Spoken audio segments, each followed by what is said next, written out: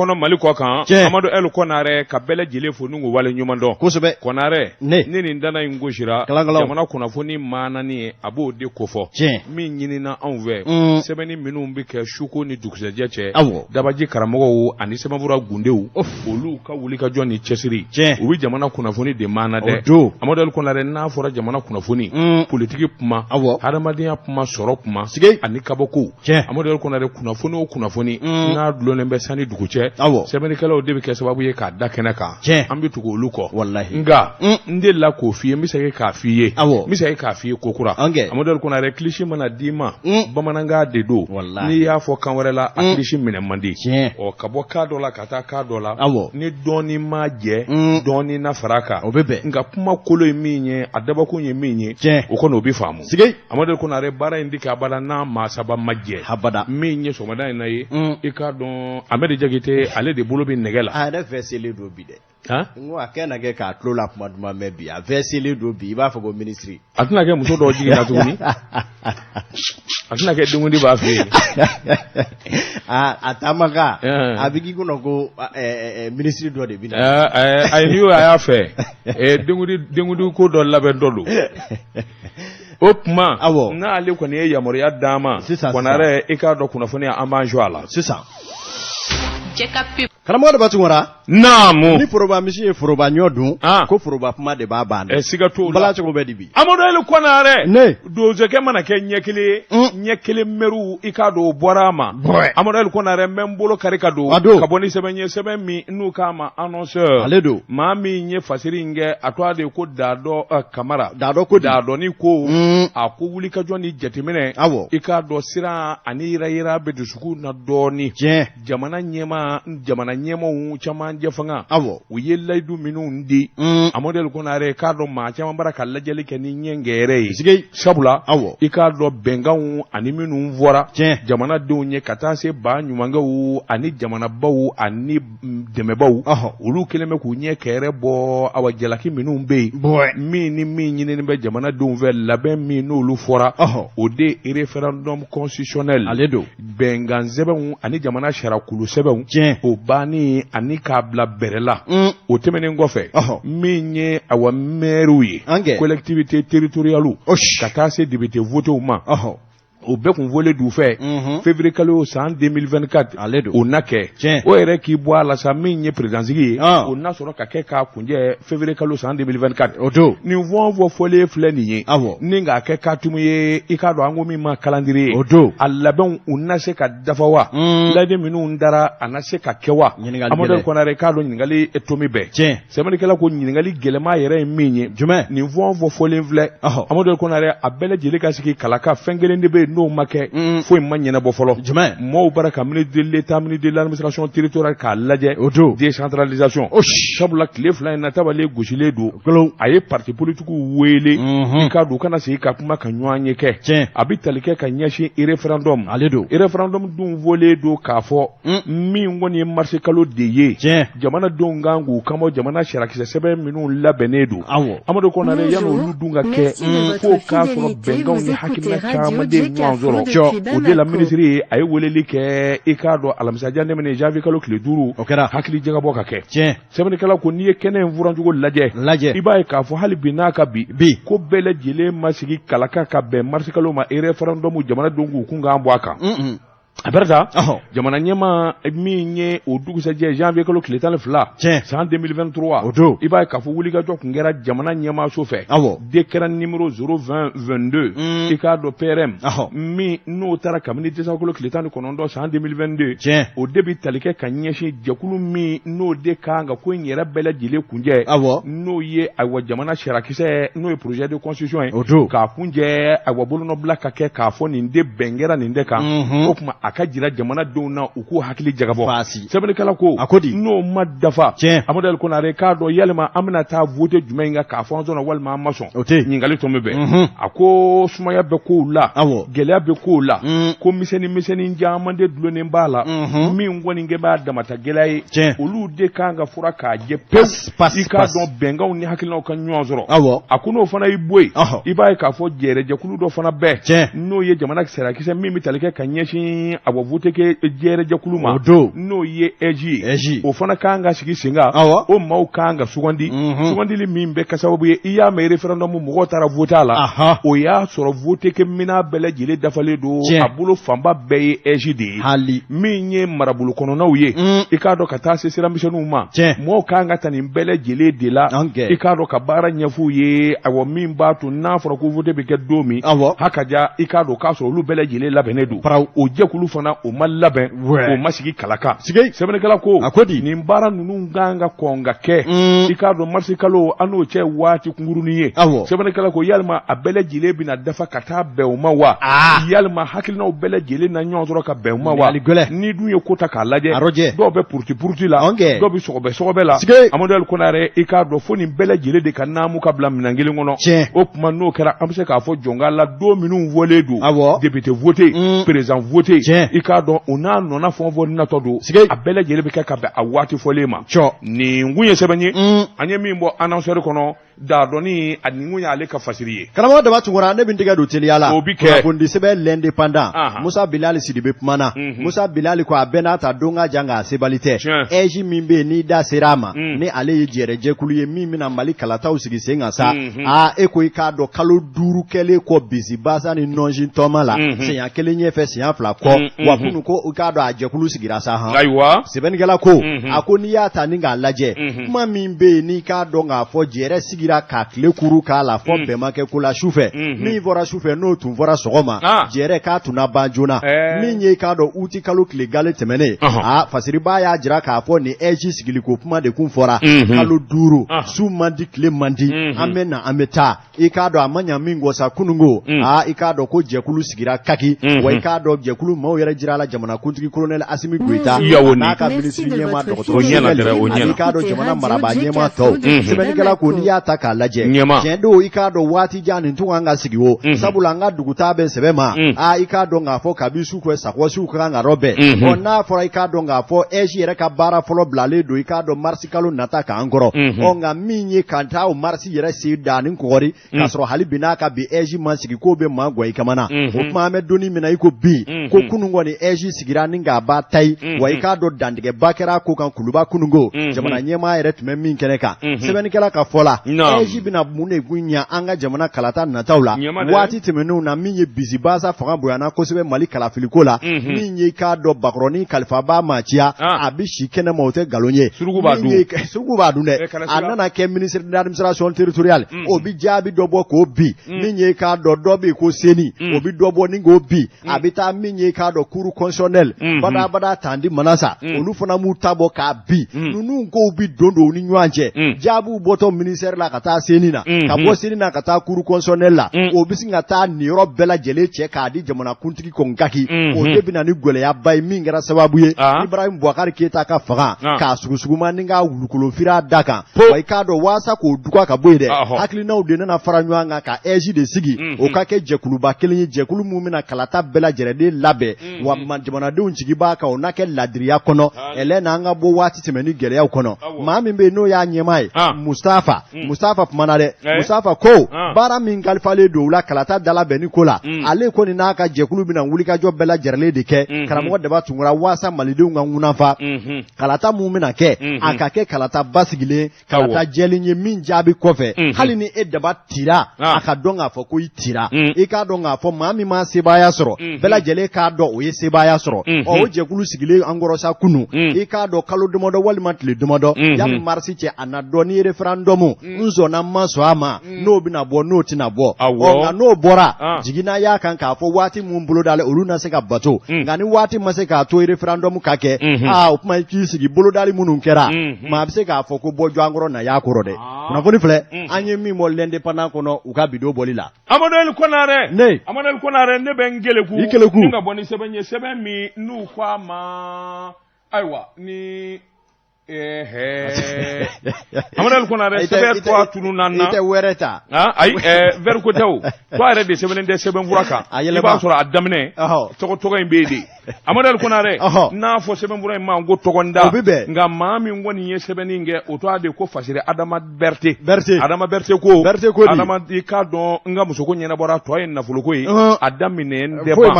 Amadou Konare a ko nin kuma o kuma ani nin wulikajɔ fɛn o fɛn n'a fɔlen filɛ i voté o i référendum o min ye jamana yɛrɛ ye i k'a dɔn a yɛlɛma bolo i k'a dɔn jamana ka sigi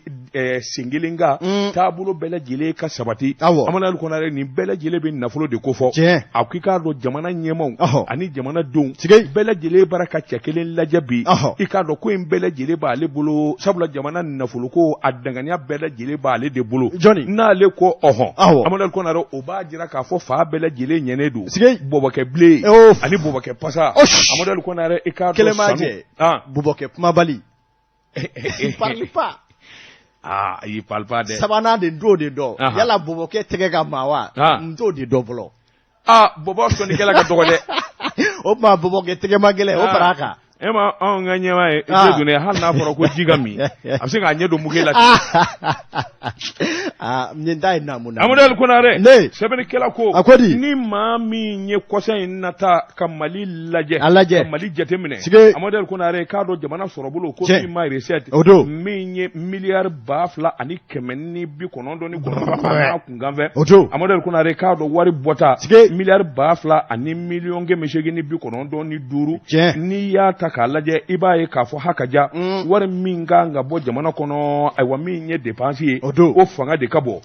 tuma dafa in dun bɛna taa bɔ yɔrɔ jumɛn miliyari 695 n'i ye nin fɔ ayiwa jamana maa kalannenw minnu ka baara ye nafolo ye u b'a fɔ ko a dingɛ ka bon kosɛbɛ dingɛ in boyali bɛna ni gɛlɛya caman ye Amadou Konare ayiwa gɛlɛya in fana bɛ ta ka da ko damadɔ kan ba ɲumankɛw ani Mali dɛmɛbaw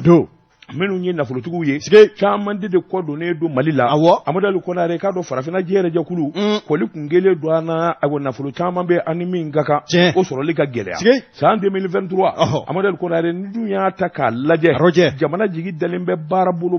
minnu kan a bɛɛ lajɛlen bɛ taa siri nafolo la i voté o Amadou Konare i k'a dɔn i ɛji o i k'a dɔn jamana a sarabolo falen nin fɛn o fɛn bɛ yen nin bɛɛ lajɛlen bɛ dakabana nafolo de kofɔ nafolo min n'a kan ka bɔ jamana kunna Amadou Konare nka i ka ko n'a b'a dɔn b'a bolo Amadou Konare a ka ca Ala fɛ hakili bɛ sigi a ko min ye sanu ye bɔbɔkɛ pasa Amadou Konare k'a dɔn jateminɛ ni sɛgɛsɛgɛli kamalen dɛsɛlen bɛ ka bonya foyi tɛ jamana hami ani jamana nafolo bɛ sɔrɔ cogo min o de la Amadou Konare k'a dɔn a ye katimu ci ni ka ayiwa dabaji tiriw ni fɛnw kelen kɔfɛ nafolo bɛ se ka sɔrɔ cogo min ka sɔrɔ jamana ma degun Amadou Konare k'a dɔn dankɔrɔba kɔni a yɛlɛla n'ale yɛlɛla i k'a dɔn jamana ɲɛmaaw bi yɛlɛ n'a yɛlɛla jamana bolo bɛɛ lajɛlen bi yɛlɛ a ko ni a yɛlɛla o ale de ka yɛlɛ ka gɛlɛn o tuma n'a yɛlɛla an hakili sigira o Amadou Konare a ko n'i ye ko ta k'u lajɛ sigi kelen don ka fɛn min kɔnɔ Amadou Konare sanu yɛrɛ da de y'a fɔ a ka bon fangaba de b'a la a ko min ye dépenses ye jamana yɛrɛ taabolo n'a nabolo bolofara minnu bɛ yen nin bɛɛ lajɛlen n'u bɛ t'i turu nafolo kasabuw de la a ko jamana sarabolo ani jamana a baarakɛbolo miliyari 7 ni kɔ sigi kelen don k'o de kɔnɔ o kan ka don o la min ye autorité indépendante gestion élection n'o ye EJ miliyɔn 522 Amadou Konare olu tɛna taa abada n'o ma bila u ka wagande kɔnɔ a ko fana k'i bɔ a la Amadou Konare k'a dɔn jamana bi danga min na waati dɔ sera foroba baarakɛlaw u ni sɔrɔ ka kan foro baarakɛlaw olu ni dɛmɛ ka kan layidu minnu dilen don o fana sabatili Amadou Konare nafolo kasabi min fana bɛ taa balo na o fana fanga ka bon a ko fɛn min bɛ nin bɛɛ lajɛlen kɔnɔ ni jamana yɛrɛ o ka gɛlɛn jamana ma bɛɛ ye o de ye jamana lakanako ye a ko an bɛ donnin min na ko bi nafolo kasabi min n'o kan ka don jamana lakana na miliyari 440 minɛnsan b'o la sɔrɔdasiw u ka dɛmɛ n'u ka dumuni an'u ka sara b'o la Amadou Konare k'a dɔn makaamaw o caman b'o la o de la san 2022 ani san 2023 a budget Amadou Konare k'a dɔn danfaraba de b'u ni ɲɔgɔn cɛ sabula jamana kelen bɛ k'i waa da ko damadɔ minnu na a nafolo min n'o bi don a n'o kasabi de barika ka bon fo k'a fɔ k'a to ten Amadou Konare o tuma wari dun bɛ bɔ min n'i tɛ jinɛmɔri ye n'i tɛ suba ye n'i t'a dilan a ko n'i y'a ta k'a lajɛ Amadu Ali Konare a ko nin ko in ka nɔgɔ fo k'a fɔ k'a to ten a ko sabula min ye jamana ka wulikajɔ ni cɛsiri ye Amadu Ali Konare k'a dɔn gouvernement de kan ka wulikajɔba kɛ sɔrɔ bolo n'o bi jamana yɛrɛ bolo o banbali a n'o sɛnsɛnni a n'o sɛgɛsɛgɛli Amadu Ali Konare o den man ka kɛ majɛ abada an ka ayiwa wagande kɔnɔ a k'o fana k'i bɔ a la Amadu Ali Konare i kɛra Assimi Goïta ye o i kɛra Ale Sanu ye o Amadu Ali Konare k'a dɔn jamana faama fɛn o fɛn bɛ yen wari kasa bi min kan ka to u ka mago la dɔ de fana bi bɔ o la Amadu Ali Konare o kana kɛ maa ma ba k'i ye n'o y'i bɔ a la Amadu Ali Konare k'a dɔn kundanko caman bɛ yen a ye taa dama fɔ yen fɛ a ye kɔɲɔ kɛ a ye dɔnkili da yen fɛ olu damanda n'a nafa ma bon caman de bɔ ka bɔ o fana na dépôt ni kɛ journaliste ko o kana bɔ a la dɛ n'o bɔra a la jamana ma tiɲɛ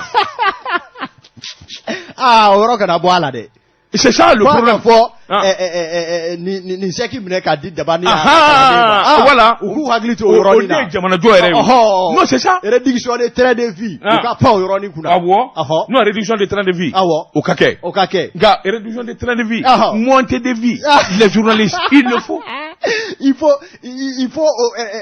faut que cela occupe une place de soi voilà abana Amadu Ali Konare a ko jamana ka salew ani jamana bi fɛn minnu sɔrɔ n'a damandaw Amadu Ali Konare i k'a dɔn tiɲɛ don dangari kun kɛlen don caman na ngo o wulili a ka kɛ hakili la a ka kɛ hakɛ la Amadu Ali Konare i k'a dɔn kan ka kɛ a ko n'o tɛ n'o y'i bɔ a la min ye ɲinɛ ye o ma kɛ i muwa Amadu Ali Konare i k'a dɔn olu ka wulikajɔ ni jateminɛ minnu kan ka kɛ sigi kelen don ka nin bɛɛ lajɛlen kɔnɔ nin bɛɛ lajɛlen a ta dama nafa ye min ye bɔbɔkɛ pasa ye a ko a mana tigɛ Dawuda dala Amadu Ali Konare i k'a dɔn ale ye jinɛ jate minnu bɔ ale ye tirabu cili minnu kɛ Amadu Ali Konare i k'a dɔn a bi dafa n'a dun dafara Amadu Ali Konare k'a dɔn si kelen don ka fɛn fɔ kɔnɔ o bi kɛ ministère de l'économie et des finances a y'a jira a bi ne ka waati bɔ Amadu Ali Konare k'a dɔn tiɲɛ don min ye ba ɲumankɛw ye ani dɛmɛbaw olu kelen don k'u kɔ dɔn an na nka n'i y'a ye an sera ka an ka ko bɛɛ lajɛlen ɲɛnabɔ saraw ma tigɛ dumuni ma dɛsɛ i k'a dɔn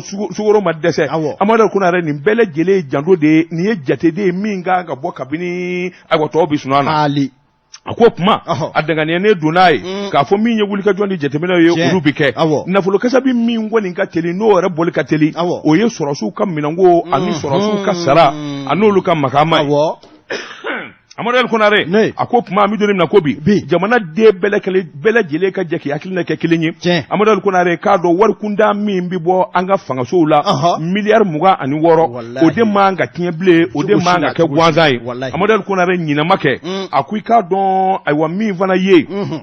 i n'a fɔ ayiwa engrais kow ka taa se lɔkɔlidenw ka bourse ko ma Amadu Ali Konare o tɛ tigɛ a k'o tɛ tigɛ ayi o tɛ tigɛ dɛ o kɔni o bi di a di cogo la engrais ko o k'o lajɛ dɛ voilà maa kunta caman bɛ sɛnɛko kunna olu ka falen Amadu Ali Konare min ye bɔbɔkɛ pasa ye sanu a ko janto n yɛrɛ la kɔrɔko ka di ninnu damanda de bɛ kɛ sababu ye min b'a to jamana a bi hami ni gɛlɛya min kɔnɔ a ka bɔ a kɔnɔ nin kun ye sɛbɛn ye Adama Berete ka fasiri don an ye min bɔ ayiwa tɔgɔndan kɔnɔ a Berete i tɛ min kalama n k'o f'i ye lakanako la segukaw bɛ ka jihadisiw gɛn olu bɛ fɛ k'u colo Bɛlɛdugu forêt kɔnɔ an ye avion 3 wuli sɔgɔmada in na ka taa kabako da u kan santiri segukaw bɛ fɛ ka jihadisiw gɛn u bɛ k'u kunsi Bɛlɛdugu a ti k'anw na o sisan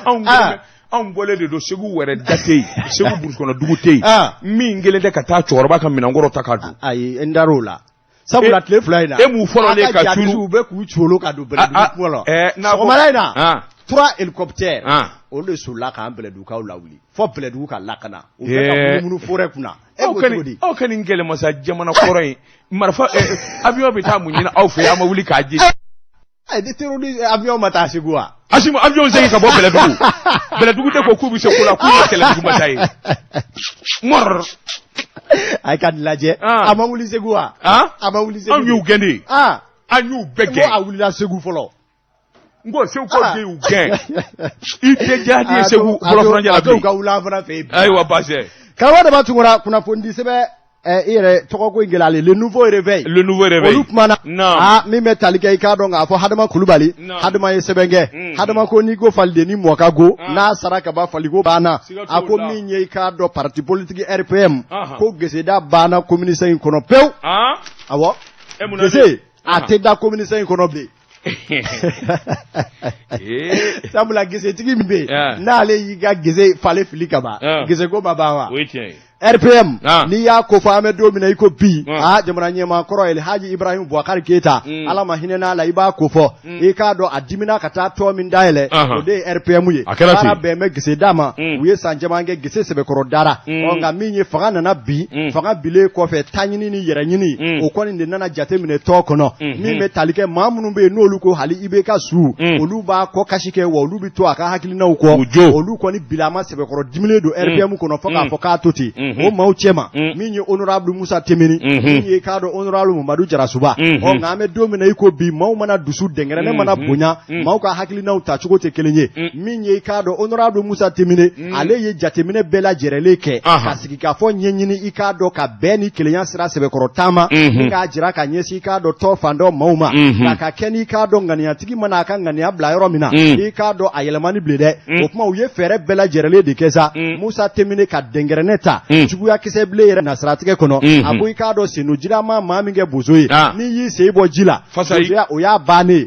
a ko i k'a dɔn ne ye munumunu ni k'a dɔn ɲɛfɔli ni hɔrɔnya bɛɛ kɛ aw la nka i k'a dɔn ni aw m'o hɔrɔnyaw dɔn min ye i k'a dɔn gese falen min bɛ Musa Temini ka nbalaro a y'o de ta dɛ i k'a dɔn k'a bɛɛ lajɛrɛlen cɛ n k'a d'u ma ka taa n'a yɛrɛ ye la hawla o tuma sɛbɛnnikɛla ko Musa Temini jaa jama belebeleba de bɛ nin cɛ in kɔ a dadilen ka maaw t'a dɔn kabi Musa Temini ko a bɔ RPM kɔnɔ sɛbɛnnikɛla ko maa o maa bɛ yen n'o ye RPM ye a cɛkɔrɔba musokɔrɔba denmisɛn hali k'a dɔn a kanuba minnu bɛ yɔrɔ janw fɛ o bɛɛ lajɛlen de sini k'a fɔ Musa Temini an kɔnɔ dɛ u sini k'u ka sɛbɛnni kɛ n'i y'a mɛn démission collective anw guru dɛ anw de kun ko an mɛrɔ wa an tɛrɔ bi an tɛrɔ sini RPM ko a banna anw fɛ commune in kɔnɔ hali maa tɛmɛsenna mun tun bɛ to ka geseda lajɛ u bɛɛ k'u t'a la bilen wa commune 2 la ne yɛrɛ ni n ka section anw bɛɛ ko Musa Temini ah bon et je suis RPM vous êtes RPM depuis quand ça ngode de avier abano Seydou Tara ni PS yelen ngurade Amadou Koita ça c'est le jour la nuit il était avec chose donc il avait deux vestes alors j'étais pas au courant je te dis nam sɛbɛnnikɛla ko a ko min bɛ tali kɛ i k'a dɔn honorable Musa Temini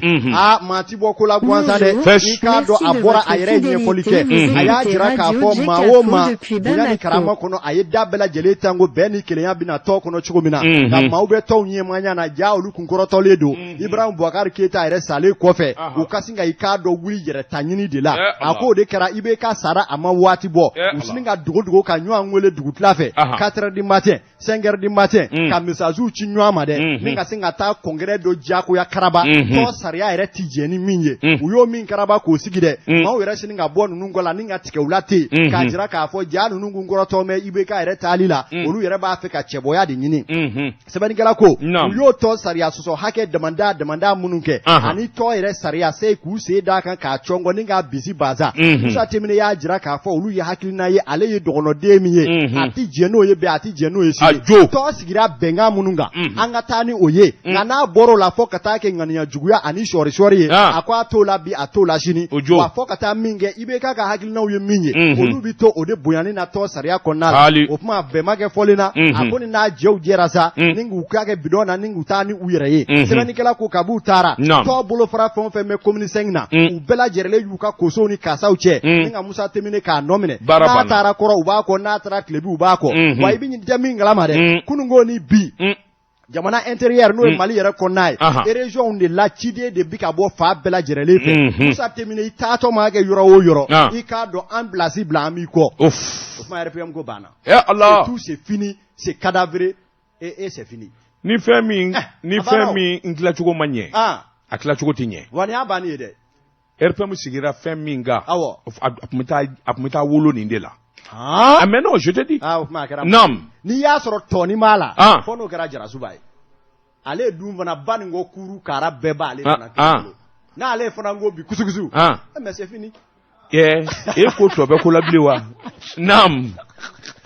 sɛbɛnnikɛla ko minnu bɛ jamana kɔ kan olu fana Musa Temine a jɛɲɔgɔnw n'a ka sigiɲɔgɔn minnu bɛ jamana wɛrɛw la olu fana m'a la ka talifo sɔrɔ fa bɛɛ lajɛlen fɛ Musa Temine n'i bɛ taa yɔrɔ o yɔrɔ i ye jɛrɛjɛkulu min fɔ n'o bɛ sigi o baara teliya joona an ka ɲɔgɔn sɔrɔ o kɔnɔ an ka jɛ ka hakilina ɲumanw sigi sen kan n'o tɛ ni janfanci minnu filɛ nin ye an k'an sen bɔ ninnu sen na baara banna kunnafoni filɛ an ye min bɔ le nouveau réveil la a ka bidon bɔli la Jeka pub k'a ka feerefɛnw lakodɔn nɛgɛ kanɲɛ 12 sera Bamako k'a fɔ jiginɛw ka bonyamasegi bɛ aw ye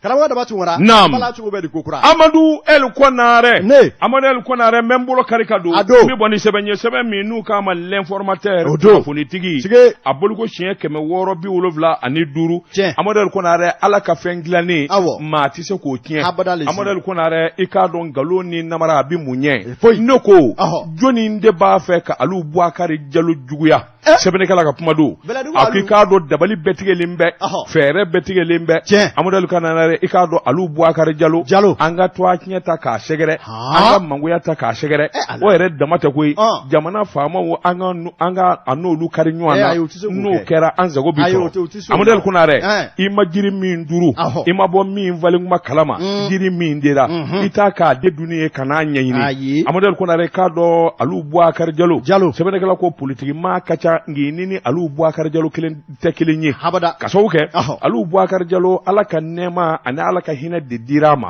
ba na do nafolotigi do Amadou El Konaré k'a dɔn ka sɔrɔ a ma politiki ɲɛdɔn ka sɔrɔ a ma dɔn politiki la a ye ɲuman in de sarada jamana fantan 4 bɛɛ lajɛlen la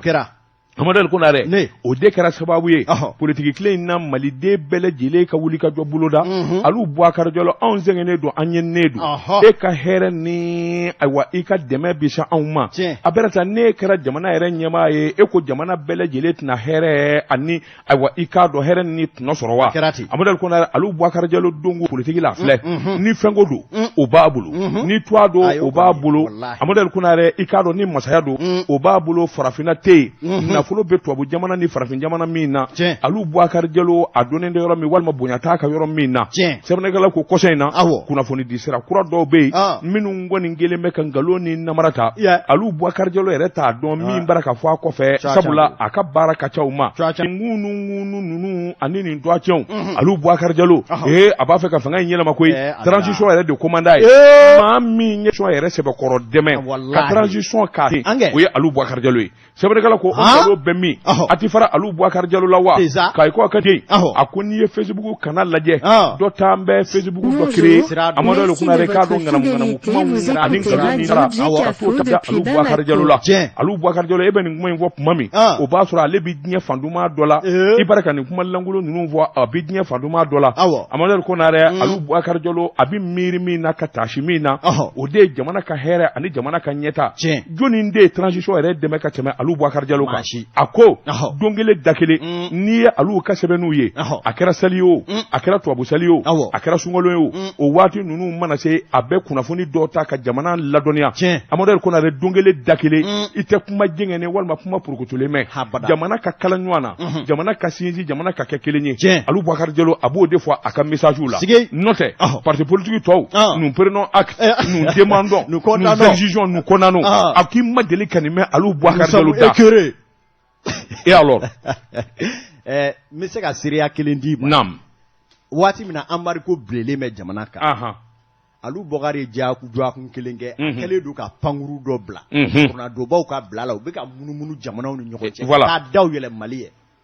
voilà o dalilu bɛ n bolo walasa embargo bɛ wuli ka bɔ Mali merci a ye musaka min don a la hakɛ t'a la a ko min ye sɛbɛnnikɛla ye n'o ye Ibrahima Yatara ye a ko Alu Bubakari Jalo ka ɲuman kɛli o de bi dɔ bɔ jamanadenw ka dusumangoya n'u ka tɔɔrɔ la sabula jamana faamaw tɛ se yɔrɔ dɔ la Alu Bubakari Jalo ka dɛmɛ ni a i k'a dɔn a ka nafolo bɛ se o yɔrɔ la nin bɛɛ bɛ kɛ sababu ye ka jamanadenw nisɔndiya a ko tarikuw ni fɛnw y'a sɛbɛn Alu Bubakari Jalo jamanaden min b'a fɛ bi somin kelen don n'a fɔra vote ka kɛ sini ni Alu ma kɛ fɔlɔ ye a bɛ sɔn ka kɛ filanan ye n'a kɛra ɲɛ kan ko namara ka bɔ a la an k'a kɛ jamatigiya ye k'a taa kɛ ni min bɛ min fɛ o ka taa urne bila manasa ko kana y'a la cour constitutionnelle ko ka bɔ a la siga t'o la bon dɔw dɛsɛrannen don o la dɔw dɔrɔnlen don la k'a fɔ ni vote kɛra sini n'a ma dabali tigɛ ka fɛɛrɛ tigɛ k'a to a tiɲɛ kabini sisan cɛ tatɔ filɛ k'an to koyi a ko ni min dun in bɛ politiki dɔn jama bɛ n bolo n ye maatigi ye i k'a dɔn o bɛ maa kɛ président ye nka an bɛ dumuni min na ko bi maa o maa n'i bɛ ko kalama maa minnu bɛ fanga na bi n'o ye Assimi Goïta n'a jɛɲɔgɔn ye ninnu mana kɛ cɛ o cɛ fana fɛ k'a fɔ vote sera bɛɛ lajɛlen sɔmina k'a fɔ Assimi bolokɔni ɲɛsinnen bɛ karisa ma walima wa Assimi ka dɛmɛ bɛ se karisa ma a k'i tali ye yɔrɔnin kelen a ko jɔnni b'i to la jɔnni b'i to la k'i bɛna transition mɔgɔw kɛlɛ sɛbɛnnikɛla ko i ye politiki maa fɔn fɔ ye ka transition kɔrɔma tigɛ k'u kɛlɛ Amadu Konare olu dalen don a la k'a fɔ u tɛ foyi sɔrɔ diɲɛ na kɛrɛ d'u la de u b'a dɔn kɛr'u la voilà dugukila fɛ yɔrɔnin dɔ bɛ Kati n'i taara Weleba nin an m'an sigi kabakurunin dɔ kan u bɛɛ ja b'an bolo ye k'u tun bɛna don ka bɔ a dɔw bɛ na ni bala ye dɔw bɛ na ni saki ye u bɛna fɔ an b'aw bɔ n'an b'aw kɛ a ye taa mako la tigɛ kelen d'u bɛɛ la n ye se k'a da i ye bi fo ka fitiri sa baara banna kabakurunin dɔ bɛ yen n'i bɛ taa an b'a yir'i la ne tɛ taa ne taatɔ tɛ yen n'a y'a sigi an b'u bɛɛ natɔ ye mobili dɔw bɛ na walahi Mali la u bɛ boli de su fɛ dɔrɔn dugukila fɛ a ye ko ye koyi a bɛ garage kɔnɔ n b'a yɔrɔ dɔn Amadu Konare sɛbɛnnikɛla ko an bɛ donni minɛ i ko bi a ko Mali kɔnɔ ɲɛnamu ni nkalon politiki bunna k'u k'aw dɔnnen don Soumaïla Cissé ka jɛrɛjɛkulu min bɛ yen Amadu Konare u k'a ma ko ADR ninnu farala ɲɔgɔn kan ka Soumaïla dɛmɛ kosɛbɛ Soumaïla fatulen kɔfɛ ADR mɔgɔ bɛɛ lajɛlen faralen don ɲɔgɔn kan k'u ka dɛmɛ ta ka ɲɛsin Alu Boubacar Diallo ma sɔmin kelen don o de la k'a fɔ jɛrɛjɛkulu damanda de bara ka taa Alu fanfɛ ka d'a ka jamana kanu ani jamana dɛmɛni a n'a bɛ nafolo min da k'a sarada jamana denw ni ɲɔgɔn cɛ nin damanda de nanen don ni juguya ni hasidiya ye i dun tɛ se nin kun ye sɛbɛn ye an ye min bɔ informateur kɔnɔ kunnafonitigi karamɔgɔ Daba Tunkara l'indicateur du renouveau parce que Hadama Jabate Hadama ye sɛbɛn kɛ Hadama ko a bɛɛ n'a ta ni dɛmɛ ma don sokɔnɔfin min kungokaw ma i k'a dɔn k'a fɔ u ka dugu bɛ ɲini ka to duuru n'a yɛrɛ jukɔrɔ ji la sɛbɛnnikɛla ko ni gɛlɛya bɛ jamana in kɔnɔ yuruku ni haraba kɔfɛ dugukolo ko la i k'a dɔn bafa ni kilicɛ don i k'a dɔn karamɔgɔ Daba Tunkara yɔrɔ bɛɛ lajɛlen b'i co a la nka setigiba dɔ de bɛna k'a fɔ nin ye kɛnɛ fiyɛfiyɛ ɲuman ye o bɛ sin ka ten ka taa i coko ye cari wa a bɛ taa miliyɔn bɔ k'a dasi i k'a dɔn finitigi ɲɛmaa dɔw kan waasa u bɛ se ka fɛɛrɛ bɛɛ lajɛlen kɛ ka finitigiw bila ka n'u lakana sɛbɛnnikɛla ko o gɛlɛyaba de bɛ i k'a dɔn sokɔnɔfinkaw kan commune 3 kɔnɔna la sɛbɛnnikɛla ko dugutigi min bɛ yen bi n'o ye Sabakɛ Tarawele ale yɛrɛ de ko sa ni président Assimi Goïta tɛ olu tɛ kuma maa si fɛ sokɔnɔfin dugukolo ko la bilen wa u na mɛn u ma kuma u na mɛn u tɛ kuma dɛ a dun ka kuma u fɛ koyi Assimi bɛ a banna koyi a bɛ kuma u fɛ dɛ ayi ko in bɛ cogo min na sɛbɛnnikɛla ko i k'a dɔn k'a fɔ faali kulew ka t'u ka denmisɛnninw fɔ u ka yɔrɔ nɔfɛ o bɛɛ bɔra a la ka ban i k'a dɔn ko nɔgɔ koyi sɛbɛnnikɛla ko n'i y'a ta ni k'a lajɛ a bɛ san damadɔ bɔ i k'a dɔn gɛlɛyaba de sigilen don n k'a dɔn sokɔnɔfinkaw da la su man di tile man di i k'a dɔn u bɛ dugutigi yɛrɛ bɛ hali bulon min kɔnɔ bɔrɔni nalen don turu o bɛɛ lajɛlen la dugutigi ka golo jukɔrɔ kɛra bɔsintigi la ye dugu min bɛ san 300 ani kɔ la hawla o y'a sɔrɔ hali agence immobilière ma créé nka dugutigi ka golo jukɔrɔ borne bɛ yen i b'o faamu cogo di a gɛlɛyara sɛbɛnnikɛla ko a ko u nana tugu k'a kuru kara ka na sa agence immobilière dɔ bɛna bin dɛnɛ k'a fɔ hectare 15 bɛ ale bolo o b'i kɔ don dɔ bɛna ni sɛbɛn dɔ ye hectare 20 bɛ bolo u nana dugutigi ye maa hakili juru caanalen sɛbɛnw b'a bolo ka bi hali bolonɔ minnu bilara ka bi dabajiko waati bigi tɛ dɛ tɛgɛnɔ bilara sɛbɛn minnu na dugutigiw ni conseillers fɛ ka sokɔnɔfin kɛnɛ danci ka mikungo bɛɛ danci wa k'a ni kati danci o sɛbɛn bɛɛ lajɛlen dafalen bɛ u bolo nka o bɛɛ n'a ta min ye agence immobilière yɔrɔ e yɛrɛ b'u dɔn i ka maaw b'a la o a caman de u bɛna haraba nin bɛ kɛ yɔrɔ avenir yɛrɛ dans 5 ans dans 20 ans nin yɔrɔ bɛna valeur sɔrɔ u bɛ se k'u bɔ maaw ka yɔrɔ kan sɛbɛnnikɛla ko min ye min ko a dugutigi n'a dugudenw u ye nin bɛɛ lajɛlen complot kɔrɔ dɔn o kɔfɛ u nana mun wɛrɛ kɛ u sini ka na ten dɔrɔn ko nin kɛnɛ ye essayer maaw de ta ye yɔrɔ a ma se essayer la bɛɛ ti sira sa wa k'o ye service de renseignement ye essayer baara yɔrɔ ka di essayer ma hectare 3 hectare 4 nka hectare 20 de kɔ essayer bi mun k'o la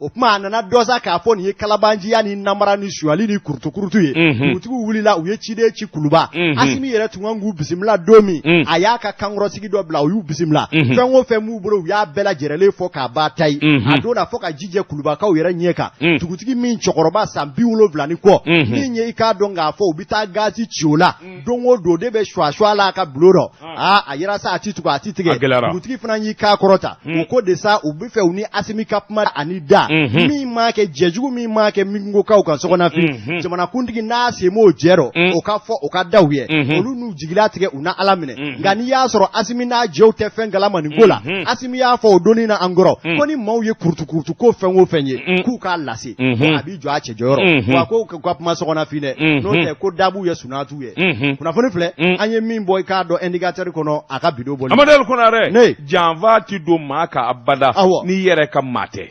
i yɛrɛ bolo de b'i janfa si yɛrɛ ma ɲininka ko mun na Amadou Konare dafe dugu fɛn o fɛn n'a bɛ Bamakɔ a feere kɛbaa ye u yɛrɛ denw n'u dɔgɔninw dɔ bɛ bila u ɲɛ a feere kɛbaa ye olu de ne ko fa de bɛ agence la ka wuli ka sin ka taa dafe dugu dɔ la ka sin ka taa yɔrɔ dɔ k'oli k'a fɔ ko n ye nin ye da yan fa de b'a la i b'a sɔrɔ duguden dɔ de b'u wele walima commune mairie merci bon nganamu in jubaju o de koyi la vérité u ti tiɲɛ de fɛ tiɲɛ filɛ u yɛrɛ sɔmɔw de kɔrɔkɛ de mairie minnu walima mairie min sigira commune 3 voilà o de bɛna yɔrɔ suma k'a feere u sigilen ɲɛna papier plan Amadou Konare 1 2 i b'a sɔrɔ a caman fana bɛ yen u bɛ yɔrɔ feere waati min o don valeur tɛ yɔrɔ la donc u b'a feere ka hectare 40 hectare 20 million 2 million 3 sisan n'u y'i sigi ka yɔrɔ lajɛ yɔrɔ bɛ ayiwa million 50 million 60 sɔrɔ u bɛ tila k'a fɔ tuguni u bɛ n'a feere maa wɛrɛ ma voilà tout le problème c'est là wallahi n bɛ tiɲɛ f'i ye Bamakɔ dafe dugu ka taa fo n k'i ɲininka Segu fo Fana a dugukolo bɛɛ problème filɛ tout le problème c'est là u yɛrɛ de y'a feere fa t'a kalama ba t'a kalama den ɲɛ yɛlɛlen bɛ agence bɛna don a la ne bɛ nin yɔrɔ in fɛ u bɛ se k'a suma k'a feere ten k'a wari minɛ ka papier k'a la ne ko ne den mana yɔrɔ min feere ne den mana yɔrɔ min feere a ta tɛ yan n'a ye yɔrɔ min feere ka papier k'a la hali ni fa ma jɛ n'a ye e ɲinɛ ma merci bon problème jubaju de filɛ nin ye kuma gɛlɛyalen don dafe dugu in bɛɛ fila i k'a dɔn nganamu maaw ma maa si m'a feere u yɛrɛ ka denw de y'a bɛɛ feere sigi ka wari dun dugukolo ye feere ko kelen de koyi n'i y'a feere ko kelen ka wari dun o y'a bannen a ti falen kura ye fɛn ti fara a kan tuguni a tɛna bonya k'a fɔ ko an taalen ɲɛfɛ a bɛ bonya de non n'o tɛ i ka leçon kelen bɛ yen dugukolo ko la e delila k'a fɔ n'a ganna yɔrɔ min o to yen dɔ ye ne nɛgɛ ka dɔ di ne ma ko Salankɔrɔba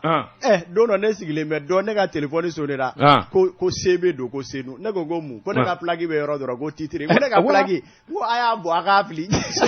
a ka tɛmɛ n'a ye n bɔra Segu kana ni dugukolo mana n fa dugukolo ti yan n ba dugukolo ti yan n ye n débrouiller ka yɔrɔnin min sa n ka kurutu ni n ka nganamu na n'i k'i bɛ taa daga sigi da la fɛn fila don kelen a ta e k'i sigi aro ye a ta n'a bɛ min ɲɛ e ye a ta i b'a sɔrɔ e ti sa a banna walima n'a ka di e ye n ye nafolo min bɔ n taa ni n sagima n'i bɛ se i bɛ yɔrɔ wɛrɛ ɲini an tɛ taa tribunal la polisi la taa t'a la kasola dun t'a la kuma caman tɛ min na dugukolo kan afili kɔrɔ nin wala nka dugukolo janfa dugukolotigiw yɛrɛ don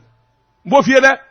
walima u ka sigida ɲɛmɔgɔ u ka ɲɛɲinini kɛ ka sɛgɛsɛgɛli kɛ dugukolo n'a feerelen don an dafe dugu in na Bamakɔ dafɛla la Amadou Konare wallahi ɲɛngali i b'a sɔrɔ duguden dɔ b'a ju la ka taa bi mɔɔw sigilen don yɔrɔ la san 300 san 400 e bɛ se ka t'o koli k'e ta dɔn o tuma i ye dulɔ min yan duguden dɔ de b'a feere dugutigiden maire o n'a damanda olu de voilà bon olu de bɛna janfa siri dugudenw na a sigilen a tɛ foyi kalama u bɛna feere bon n'o kɛra tuma min dugudenw bɛ to ka u nana bi an kan maa ma bi a kan dɛ ma bi a kan dɛ a yɛrɛ ka maa dɔ de y'a kɛ a y'a ɲɛɲini o tuma a ka ɲɛɲini Ahmed Jakite i tɔn ka Tekoyima premier min Amadou Konare a y'a to ten n'o ma to ten a bɛ sa Wa bi jaay koy mbala cogo bedi karamɔgɔ daba tugura kunnafoni sɛbɛn l'indépendant min ye o bari a ye sɛbɛn kɛ o maru ko maa mɛnna n ka ko la nin dora la o bɛ ɲɔgɔn nafɛ do biɛ ye so ta ye doni kelen bɛ fɛn tigibatigi ni ta caw a ko e ko o de bunɛ ma bi i k'a dɔn nin kamalen kwale kan kamalenkɔrɔ belebele dafalen gojoba nka a tɛ foyi ɲɛ a tɛ poro ɲɛ a tɛ poro ɲɛ min yɛrɛ b'a poro ka d'a ma o bɛ porokoto ka bɔ a bolo sɛbɛnnikɛla ko min ye nin cɛ in i k'a dɔn a garisɛgɛ donna baara la orange maaw bolo olu ka bolofara min ɲɛsin bɛ wari cili ni a n'a tali n'o ye orange money ye a ko i k'a dɔn a kɛlen kɔ ka waati jango la i k'a dɔn awa wulu t'a sosorobugu bila k'a b'a buranɛ la a bɛ kurutu ni karatu kɛ u nana sa k'a ye k'a fɔ nin tɛ maa jɛlen ye olu y'u bolo bɔ a kan na ni k'a gɛn ka bɔ baara la o tuma a ye waati min kɛ baara la ye a bɛ olu ka gindo caman dɔn orange money yɛrɛ sariyaw ye mun ye a dogodogoɲɛw ye mun ye o bɛɛ lajɛlen b'a kunna ale nana baara min sɔrɔ bɔlɔ kɔnɔ i y'o dɔn de a bɛ yaala i k'a dɔn orange money tigiw ni ɲɔgɔn cɛ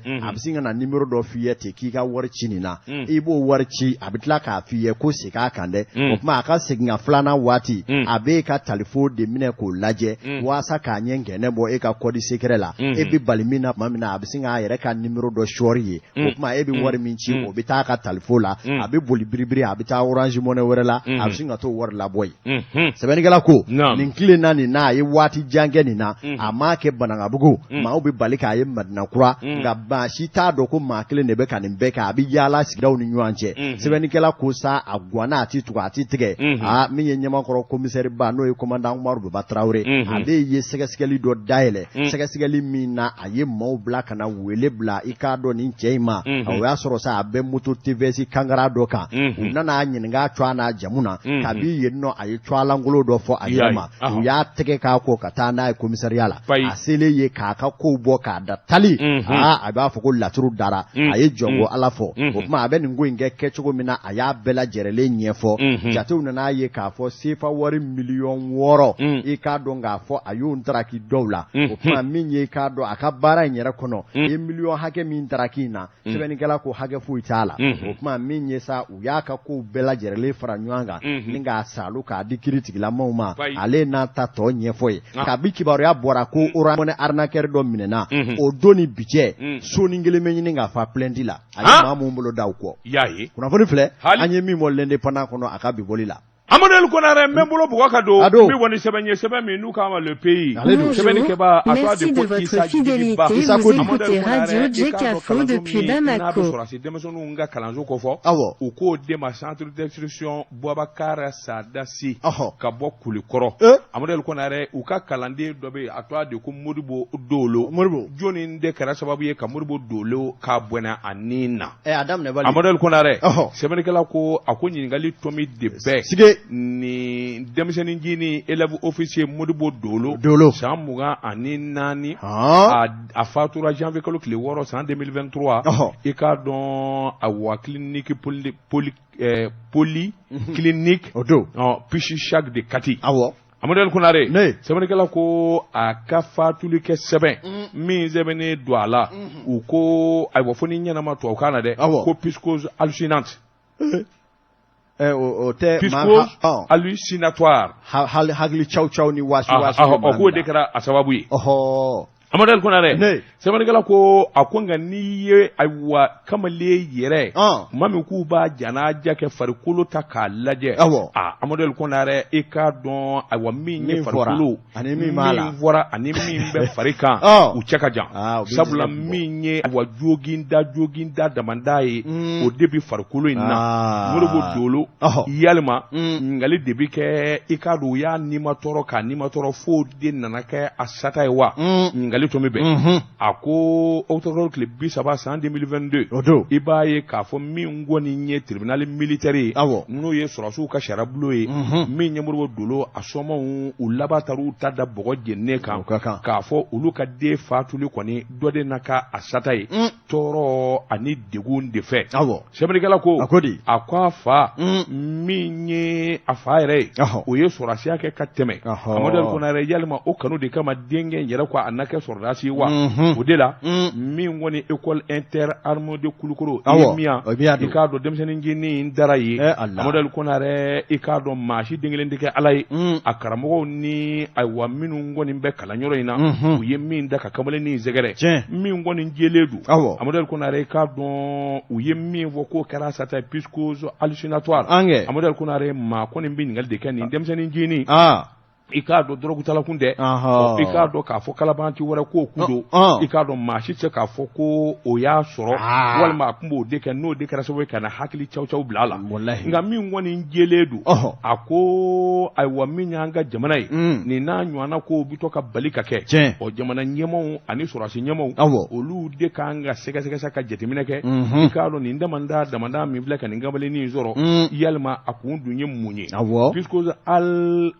hallucinatoire Amadu Ali Konare a ko nin kɔni ye kumaden ye ayiwa k'a jira k'a fɔ u ye tɔɔrɔ ni degun min dara farikolo yɛrɛ k'a ningu kan u b'a fɛ k'o de dugu mun y'a kogoya karamɔgɔw ye Amadu Ali Konare k'a dɔn o ɲininkali tɔ min fana bɛɛ a ko sabula i k'a dɔn kuma dɔw bi kɛ nin galanyɔrɔ ninnu na i k'a dɔn dɔw bi kɛ kɔni karamɔgɔ dɔw bɛ u ka jugu o ye juguya da ye walima n'a fɔra nin kɔni ye faama den ye walima nin ye karisa den ye Amadu Ali Konare k'a dɔn u bɛ fɛn bɛɛ lajɛlen règlement de compte a ko min ye Modibo Dolo bi ta don min ka taa Labitani a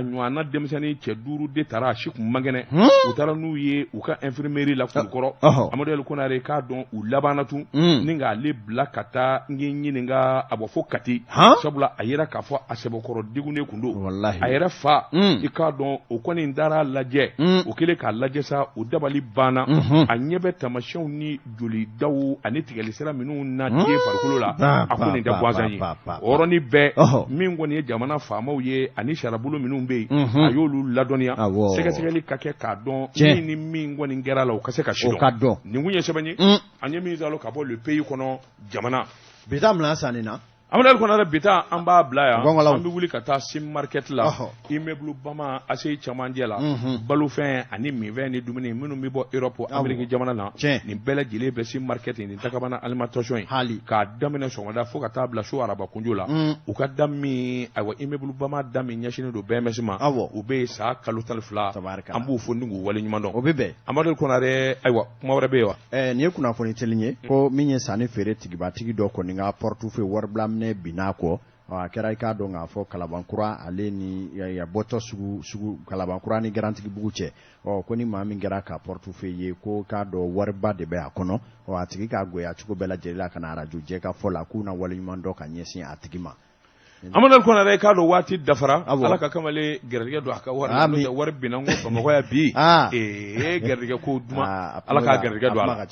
Hamɛdu Jakite ale de tun bɛ nɛgɛ la anw b'an kɔ kɛ nakɔ kɔlɔni kɔ ye i k'a dɔn sisan Burapele a n'a ka cɛdenw farikoloɲɛjɛ olu bɛn'u sɔnni da u kan surafana t'u ma dusu in na nɛgɛ ɲɛ 20 segin bɛ kɛ nin gafe kelen kan ni Ala sɔnna sini sɔgɔma i k'a dɔn an bɛ se ka na kumaso in kɔnɔ sɛbɛnkuraw bɛ bɔ k'olu lakali Hamɛdu Jakite Amadu Ali Konare